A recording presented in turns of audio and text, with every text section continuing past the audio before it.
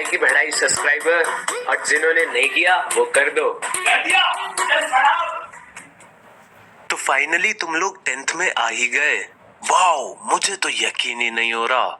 चलो इसी बात पे 3 चीयर्स। Hip hip. अबे कोई तो हुर्रे बोल दो, कमेंट ही कर दो।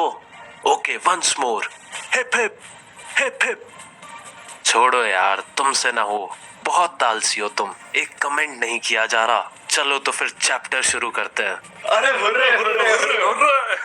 आहा, पढ़ाई के नाम पे तो बड़े हुर्रे हुर्रे निकल रहे तुम्हारे। तो यारो, तुमने एक चीज नोटिस की होगी कि 9th में 6 चैप्टर थे और अब 10th में 8 हो गए हैं।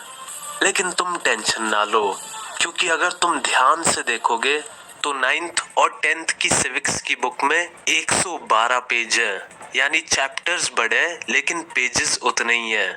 तो अब हमें छोटे चैप्टर पढ़ने पड़ेंगे।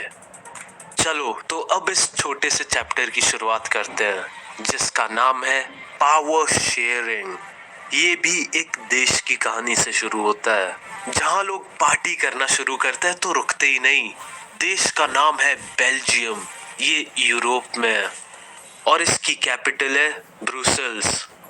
यहाँ पे 59% लोग डच बोलते हैं और ये फ्लेमिश रीजन में रहते हैं, यानी बेल्जियम का नॉर्थ पार्ट।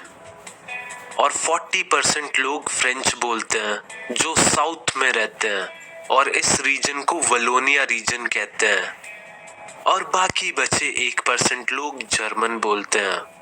और ब्रुसेल, जो बेल्जियम की कैपिटल है, वहाँ 80% लोग फ्रेंच बोलते हैं और बाकी बचे 20% डच बोलते हैं। इससे तुम्हें पता चल गया होगा कि कंट्री में मेजॉरिटी डच की थी, पर कैपिटल में फ्रेंच बोलने वालों की थी।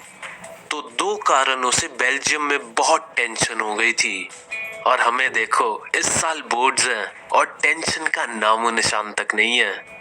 तो पहला रीजन था कि फ्रेंच बोलने वाले लोग बहुत ही ज्यादा रिच थे और सारी पावर्स उन्हीं के पास थी, और डच लोगों को उतने बेनिफिट्स नहीं मिल पाते थे। दूसरा रीजन था, डच लोगों की कंट्री में तो मेजॉरिटी थी, पर कैपिटल में पासा उल्टा पड़ जाता था। वहाँ फ्रेंच मेजॉरिटी थी और इन दोनों ही कम्युनिटीज में बहुत ज्यादा कल्चरल और रिलीजन डिफरेंस थे। तो इन्हें अपनी प्रॉब्लम्स का सॉल्यूशन निकालने के लिए 4 बार अपना कॉन्स्टिट्यूशन बदलना पड़ा। और फाइनली इन्होंने एक चमत्कारी सॉल्यूशन निकाल लिया अपनी प्रॉब्लम्स के लिए। तो चलो देखते हैं इन्होंने क्या चमत्कार किया। पहला पॉइंट है कि इन्होंने एक रूल बना दिया था कि सेंट्रल गवर्नमेंट में आधे डच स्पीकिंग मिनिस्टर होंगे और आधे फ्रेंच स्पीकिंग मिनिस्टर होंगे। सेकंड, इन्होंने ये भी रूल बना दिया, जो स्पेशल लॉज होंगे उन्हें दोनों ही ग्रुप को पास करना होगा। अगर किसी एक ग्रुप ने मना कर दिया तो वो लॉ पास नहीं होगा। थर्ड, बहुत सारी सेंट्रल गवर्नमेंट की पावर्स स्टेट गवर्नमेंट को सौंप दी गई और स्टेट गवर्नमेंट इंडिपेंडेंटली काम करती थी। उनका सेंट्रल गवर्नमेंट से कोई लेना देना नहीं था। फोर्थ, ब्रुसेल में भी अलग गवर्नमेंट थी और उधर भी आधे आधे लोग थे दोनों कम्युनिटीज के। फ्रेंच लोगों ने ये बात इसलिए मान ली क्योंकि सेंट्रल गवर्नमेंट में डच लोगों ने भी हाफ हाफ रिप्रेजेंटेशन वाली बात मान ली थी। और लास्ट पॉइंट है, बेल्जियम में एक और टाइप की गवर्नमेंट है जिसे कम्युनिटी गवर्नमेंट कहते हैं। तो टोटल बेल्जियम में 3 टाइप की गवर्नमेंट्स थी, सेंट्रल, स्टेट और कम्युनिटी। और हर कम्युनिटी की अपनी गवर्नमेंट थी, फ्रेंच की अलग, डच की अलग और जर्मन बोलने वालों की अलग। ये गवर्नमेंट उनके लिए कल्चरल, एजुकेशनल और लैंग्वेज से रिलेटेड लॉज बनाते थे। अब तुम सोच रहे होगे कि यार इतनी सारी गवर्नमेंट, पागल तो नहीं है बेल्जियम के लोग? तो दोस्तों, जो भी है, जितनी भी है, मेन चीज होती है सुख और शांति।